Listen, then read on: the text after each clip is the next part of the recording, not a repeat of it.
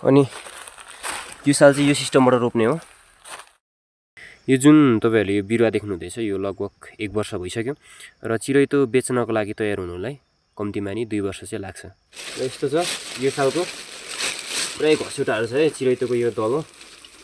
विशेष गरेर मान्छेहरूले प्रयोग गर्ने दबाई टप्लेटहरू बनाउनलाई प्रयोग गरिने यो चिरैतो चाहिँ लेखाली क्षेत्रको प्रमुख आय स्रोतको रूपमा खेती गरिने नगदे बालीहरू मध्येको एउटा यो चिरैतो खेती पनि एक पर्दछ।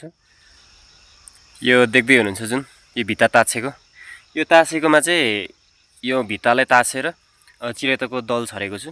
अस्ति नै 3 महिना अगाडि नै छरिसकेको छु। अनि यो दल छरिसके पछाडि चाहिँ 1 वर्ष लाग्छ चिरैतोको बिरुवा हुनुलाई, बेर्ना हुनुलाई, बेर्ना भन्छ। यो उदोतिर नि सबै छरेको छ। अनि यो साइडमा पनि यहाँ परसम्म छ। जुन भिडियोको मैले सुरुमा तपाईहरुलाई चाहिँ देखाएको थिएँ त्यो ठाउँ चाहिँ यही हो।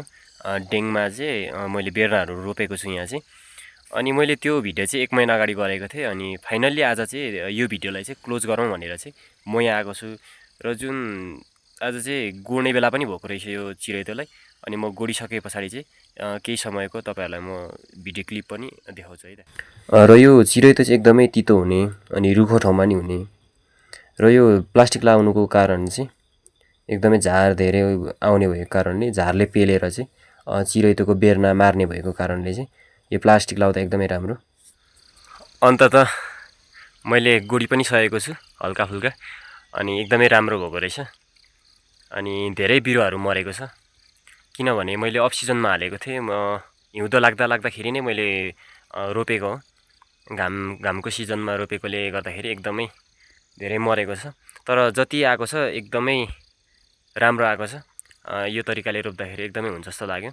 अनि मैले यो भिडियो चाहिँ धेरै लामो बनाउने थिएँ, रोपेकोहरू पनि देखाउँ भनेको थिएँ। तर समस्या यस्तो भएको कारणले यो भिडियोलाई चाहिँ मैले क्लोज गर्नुपर्ने भयो। त्यही भएर मैले जति छोटो 5 मिनेटको मात्रै बनाएँ। त्यस्तै समस्या छ। अनि मैले भिडियोको सुरुको सम्बोधनहरू पनि गरिनँ किनभने अब मन पराउनेले त मन पराइदिइहाल्छ भिडियो, सब्स्क्राइब गरिदिइहाल्नुहुन्छ त्यो थाहा छ। अनि त्यही भएर मैले गरिनँ। र आउँदो दिनहरूमा केही गल्तीहरूलाई सुधार्दै म अझ राम्रो भिडियोहरू बनाउने कोसिस गर्नेछु। भिडियो हेरिदिनु भयो एकदमै धेरै धन्यवाद है त।